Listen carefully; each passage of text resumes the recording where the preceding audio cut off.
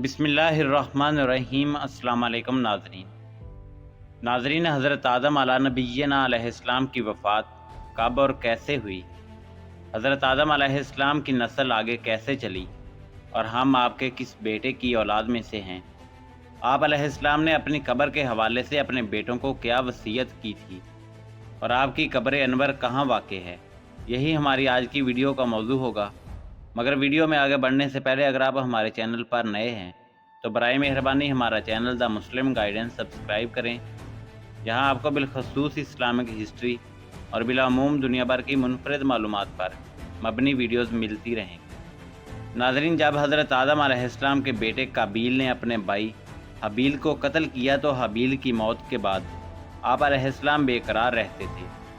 तब अल्लाह रब्बुल इज़्ज़त ने हज़रत जिब्राईल अलैहिस्सलाम को उनकी तसल्ली के लिए भेजा। उन्होंने हज़रत आदम अलैहिस्सलाम को बहुक्म खुदाबंदी बताया कि अल्लाह उनको एक बेटा इनायत करेगा जिसकी नस्ल में से पैगंबर पैदा होंगे, हज़रत शीस अलैहिस्सलाम। हबील के मरने के 5 साल बाद हज़रत आदम अलैहिस्सलाम के यहाँ बेटा पैदा हुआ जिसका नाम शीस रखा। इसका मतलब है अल्लाह का दिया हुआ तोहफ़ा। ये नाम रखने की वजह यह है कि हबील के मरने के 5 साल बाद अल्लाह रब्बुल इज़्ज़त ने उनको शीस अलैहिस्सलाम अता फरमाए। जब हज़रत आदम अलैहिस्सलाम की वफ़ात का वक्त करीब आया तो उन्होंने अपने बेटों से फरमाया कि बेटो, मेरा जन्नत के फल खाने का जी चाहता है। वो तलाश के लिए निकल गए तो उन्हें सामने से फरिश्ते आते हुए मिले जिनके पास हज़रत आदम अलैहिस्सलाम का कफ़न और खुशबू थी और उनके पास कुल्हाड़े और टोकरियाँ भी थीं। उन्होंने कहा कि आदम के बेटो, तुम्हें किस चीज़ की तलाश है? उन्होंने कहा कि हमारे वालिद बीमार हैं और जन्नत के मेवे खाने की ख्वाहिश रखते हैं। फरिश्तों ने कहा कि वापस चले जाओ, तुम्हारे वालिद फौत होने वाले हैं। और जब फरिश्ते हज़रत आदम अलैहिस्सलाम की रूह कब्ज़ करने के लिए आए तो हज़रत हव्वा सलामुल्लाह अलैहा ने उनको देखकर पहचान लिया और वो हज़रत आदम अलैहिस्सलाम के साथ लिपट गईं। हज़रत आदम अलैहिस्सलाम ने फरमाया कि मुझसे अलग हो जाओ, पहले भी मुझे तुम्हारे ज़रिए से ही मुसीबत पहुंची थी। मुझे मेरे रब के फ़रिश्तों का साथ देने दो। फरिश्तों ने उनकी रूह कब्ज़ की, गुस्ल दिया, कफ़न पहनाया और खुशबू लगाई। आपकी कब्र खोदी गई और लहद तैयार की गई और उन्होंने हज़रत आदम अलैहिस्सलाम की नमाज जनाजा अदा की और फिर उन्हें कब्र में रखकर ऊपर से मिट्टी डाल दी और फिर कहा, है आदम के बेटो, तुम्हारे लिए यही तरीका है। हज़रत आदम अलैहिस्सलाम कहाँ दफन हुए, इसमें इख्तलाफ है। मशहूर है कि उन्हें इंडिया के पास श्रीलंका में दफन किया गया और एक कौल ये भी है कि मक्का मुकरमा में जबल इब्ने कुबैस में दफन किया गया। ये भी कहते हैं कि हज़रत नूह अलैहिस्सलाम ने तूफ़ान के मौका पर हज़रत आदम अला नबीना अलैहिस्सलाम और हज़रत हव्वा सलामुल्लाह अलैहा की मैयतों को एक ताबूत में डालकर कश्ती में रख लिया था और फिर तूफ़ान के बाद उन्हें बैतुल मुक़द्दस में दफन किया गया। नाज़रीन, हज़रत आदम अलैहिस्सलाम ने अपने बेटों को वसीयत की, शीस अलैहिस्सलाम मेरे कायम मुकाम रहेंगे, तुम सब उनकी फर्माबरदारी करना और उन पर ईमान लाना। सब ने इकरार किया और फिर हज़रत आदम अलैहिस्सलाम की वफ़ात के बाद हज़रत शीस अलैहिस्सलाम ने उनके काम यानी रुश्द व हदायत और तबलीग की ज़िम्मेदारी उठाई।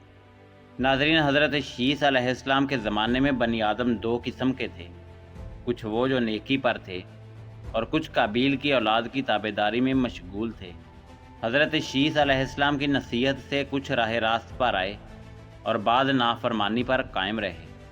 हज़रत शीस अलैहिस्सलाम की नसीहतों में से कुछ तो ये हैं कि मोमिन हकीकी वो है जिसमें ये खसलतें मौजूद हों: खुदा को पहचानना, नेको बद को जानना, बादशाह वक्त का हुक्म बजा लाना, माँ बाप का हक़ पहचानना और उनकी खिदमत करना, सिला रहमी करना, गुस्सा हद से ना बढ़ाना, मोहताजों और मस्कीनों को सदका देना, रहम करना, गुनाहों से परहेज़ करना और मुसीबतों में सब्र और शुक्र इलाही करना।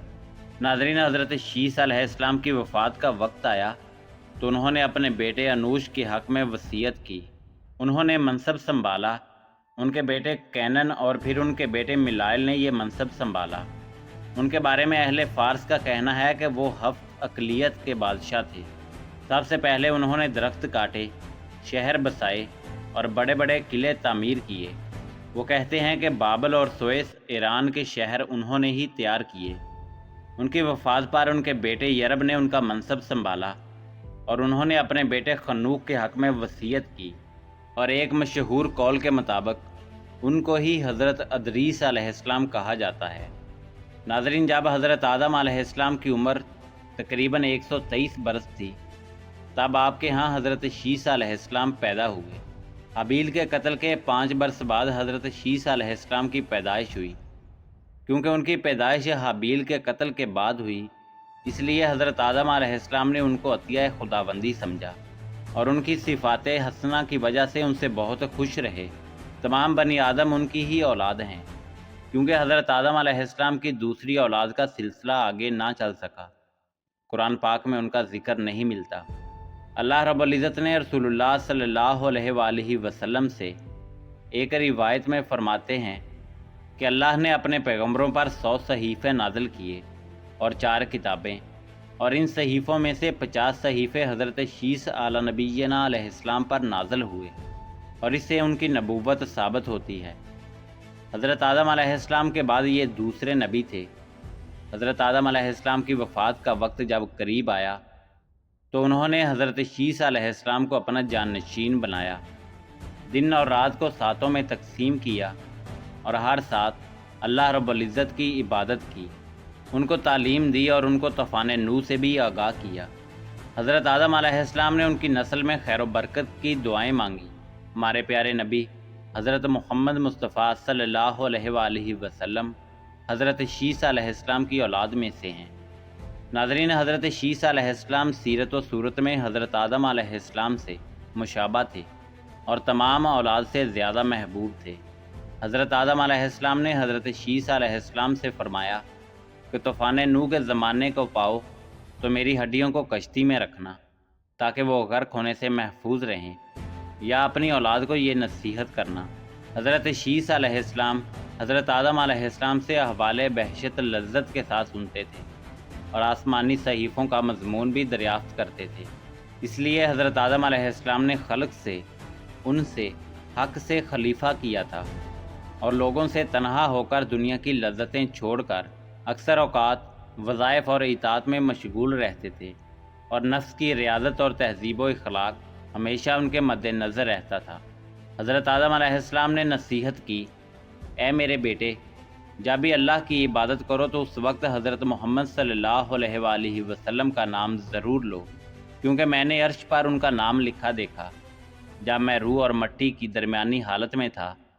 پھر میں نے تمام آسمانوں پر چکر لگایا تو میں نے اس ہستی کی شان و محبوبیت کا بارگاہ رب العزت میں یہ عالم دیکھا کہ آپ کا نام پاک محمد اللہ کو اتنا پیارا ہے کہ میں نے آسمانوں میں کوئی جگہ ایسی نہیں دیکھی جہاں حضرت محمد صلی اللہ علیہ وآلہ وسلم کا نام نہ لکھا ہو۔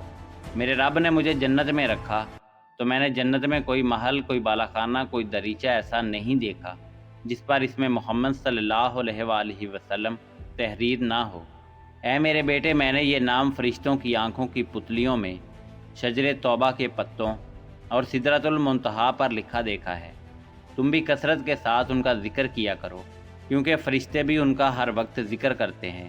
حضرت شیس علیہ السلام کے بعد ان کی آل سے حضرت ادریس علی نبینا علیہ السلام نبوت سے سرفراز ہوئے۔